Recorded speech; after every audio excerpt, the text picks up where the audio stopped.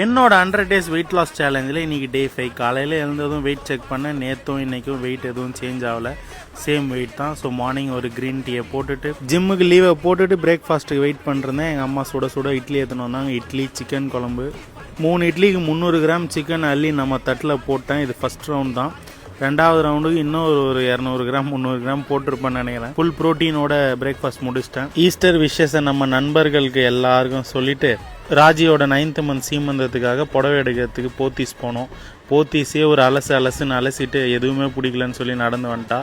Next கடை எது போகலான்னு யோசிச்சுட்டே இருப்பா போல். நெக்ஸ்ட்டு கடை போகலான்னு சொல்லிட்டா. ஸோ நெக்ஸ்ட்டு கடை நாங்கள் மதர்ஷாவுக்கு போனோம். மதர்ஷாவுக்கு போய் அங்கேயும் பார்த்தோம்.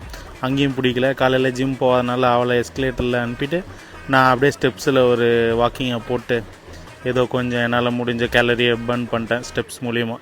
அதுக்கப்புறம் மதர்ஷாவில் போய் மதர்ஷாலையும் பிடிக்கலன்ட்டு வீராஸ் போனோம். வீராஸ் போனால் அங்கே 2 புடவை எடுத்து வச்சுட்டு இதில் 2ல் எது சூஸ் பண்ணன்னு தெரிலன்னு ஒரே போராட்டம் பண்ணிருந்தா. இந்த போராட்டத்துக்கு நடுவில் நான் லஞ்ச் சாப்பிடவே மறந்துட்டேன். அப்புறமா ஒரு 6 மணிக்கு ஒரு கடையில் போய்ட்டு கிரில் சிக்கன் ஆஃபை போட்டு எல்லா ஈஸ்டருக்கும் பிரியாணி கேட்குற மாதிரி இந்த ஈஸ்டருக்கும் என் ஃப்ரெண்டு ஒருத்திக்கிட்ட பிரியாணி கேட்டேன். எடுத்துகிட்டு வந்து கொடுத்துட்டு இது உனக்கு இல்லை ராஜிக்குன்னா. ஸோ நான் அந்த பிரியாணியை ராஜியவே சாப்பிட சொல்லி ரிவ்யூ சொல்ல சொன்னேன். இதோட டே 5 vlog முடிச்சுக்கிறேன். டே 6ல் பார்க்கலாம். பை.